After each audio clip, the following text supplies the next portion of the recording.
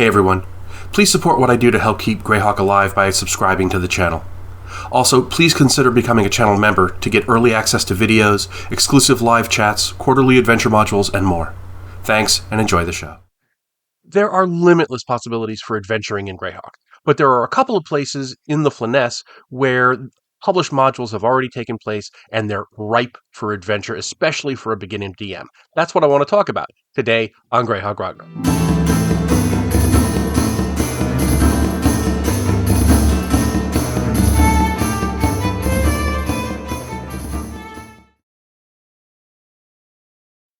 So the first stop in our tour of the Flyness is Saltmarsh. Now, this was the site of a very famous trilogy of modules, Sinister Secret of Saltmarsh, and then they published um, Danger at Dunwater, and then The Final Enemy. This is a really good starting point for adventurers. It's made for low-level characters. It's a kind of unusual in that it's not a real big dungeon crawl, and there's a lot of nautical underwater stuff. So it's actually a nice change of pace for if you've got you're starting another group or something like that. It was recently collected and expanded. Yeah, can I get out the glare? Into Ghosts of Saltmarsh, which takes those original 3 modules and kind of expands them and builds it up so you can go up into higher levels in the series. I'm not going to give away the plot for this or any of these modules, obviously, but it starts off with kind of a haunted house thing, and then it goes into a bit of a dungeon, and then there's this big underwater finale. So it's a really nice progression, and it's very good for beginner characters. It's one of the famous places for characters to begin, and it's definitely a worthy place to consider if you want to start a campaign there. Next up, we have the Giants modules. Now, these are famous.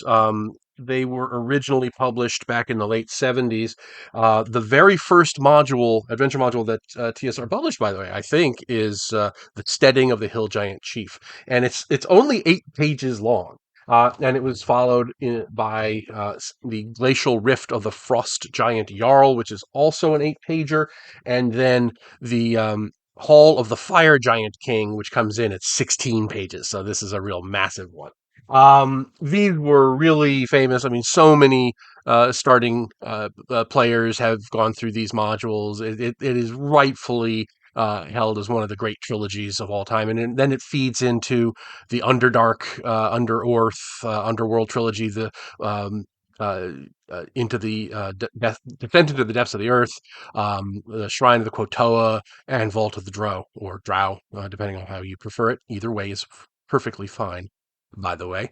In fact, they were so popular that then they were republished as Against the Giants. Then they were republished as part of Queen of the Spiders. Then they were republished as Against the Giants, the Liberation of Joff. And then they were republished as one of the adventures in Tales of the Yawning Portal. In fact, I have a whole video about the publication history of these things. They are rightfully held as classics. They're for higher level adventurers. Some of these do come with pre-generated characters, some don't, depending on which iteration you get. But they're adventures that reward stealth and sneaking around and things like that, rather than just going in swords ablazing and fireballs loosed, because there are very great challenges in there. And if you go in too aggressively, you could very easily find yourself getting pasted. In the pre-gens, they give a lot of invisibility potions and stuff like that for a reason. You're supposed to be sneaking around and trying to figure out what's going on.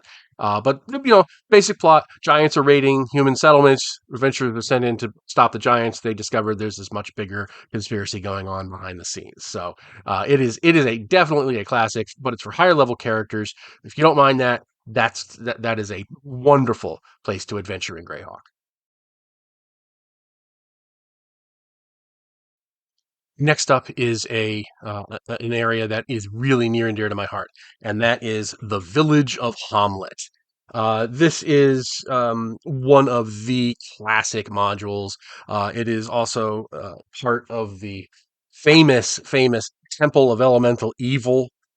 This You start off in Hommlet, and then you go to a dungeon called the Moat House, which is in there, and then you go to another village called Nulb, and then you're actually going to the temple itself.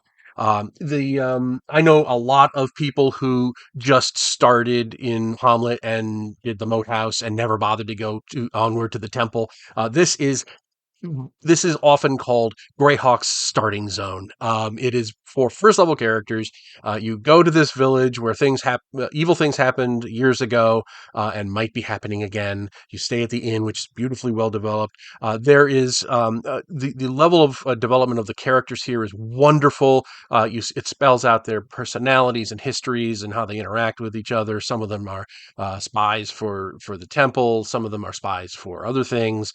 There's factions and things. It's a wonderfully presented, wonderfully executed module. It's a model for doing a village of your own.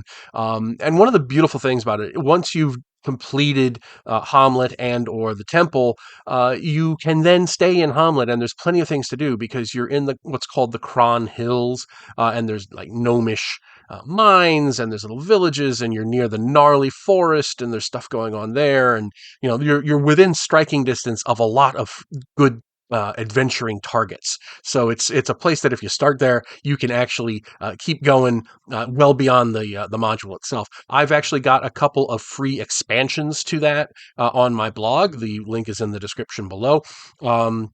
Where I have a T0, which brings you from the Wild Coast to Hamlet, and I've got a T5, which shows you a hidden part underneath the temple. You can expand it out in a whole bunch of different ways. You can continue on the modules to pursue the conspiracies that extend out through the central finesse. There's all kinds of things you can do with it. So it's not only is it really good unto itself, but it is also a great springboard if you want to keep adventuring in there and keep that theme going.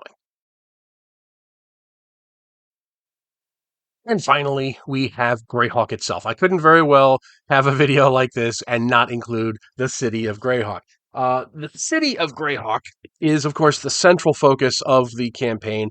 It was originally published as a big honkin' box set called The City of Greyhawk, obviously. It's got a number of different, it's got two different books on folks and factions and a kind of mini gazetteer of the city. It's got the area around the city. There are tons of adventures set in the city. A lot of them come in this box set as little one card inserts. There's also different series of modules that were published back in the 80s and 90s that were set in the city. So there is no dearth of stuff to do in the city itself. It is a wonderful city, fantasy city, loosely based on Lonkmar from Fafhrd the Grey Mouser, the fantasy series, but it also brings in all kinds of different things. It's important to note that this that's in the blue box. This is not Gary Gygax's original city. He had left TSR by the time this was published, so nothing of Greyhawk itself from Gary's original campaign was ever published, at least by TSR. However, there's another part of Greyhawk that is just as equally ripe for adventure, and that is Castle Greyhawk. Now, TSR back in the day published a couple of different things. There was first they published this.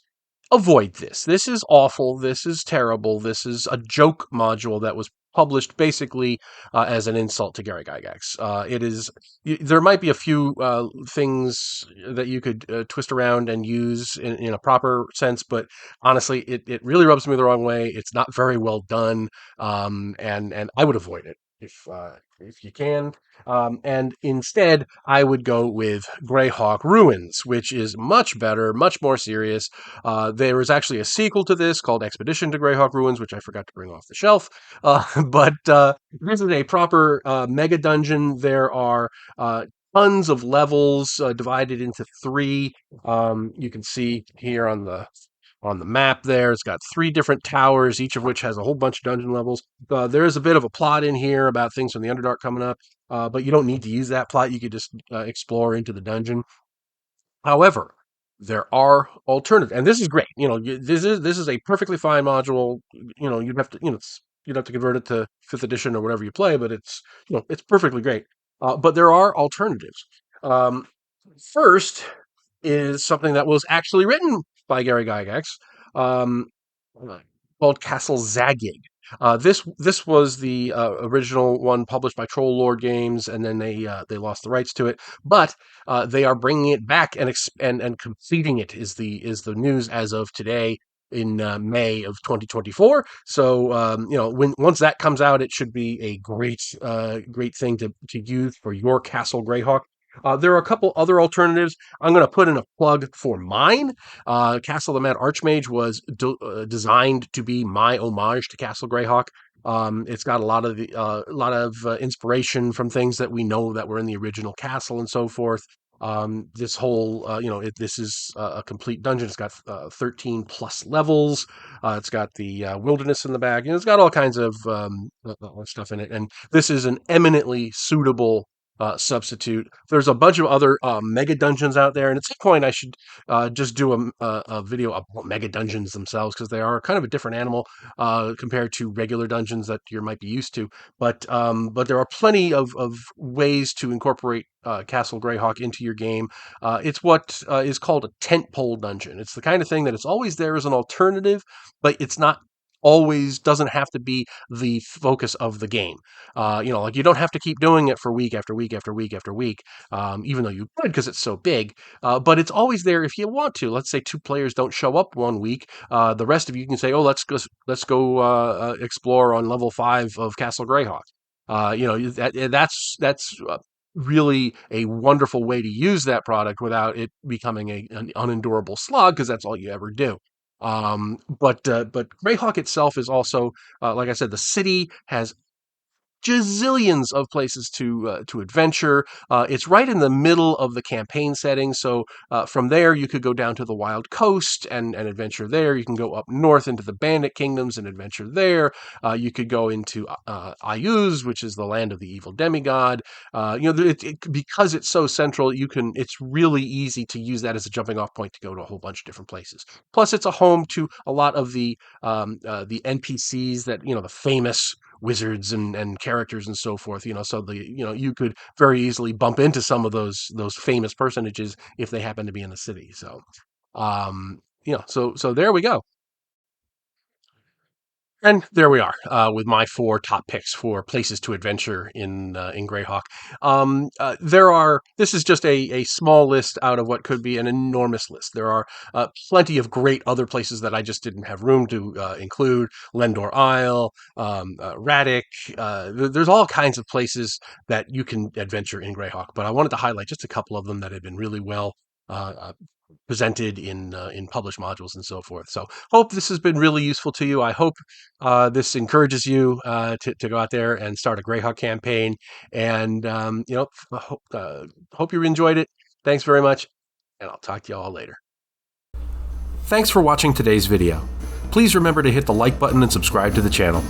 Below you'll find links to my Patreon, which helps make these videos possible. You'll also find the web store where you can buy my books, and my blog where you'll find all sorts of free downloads and other articles.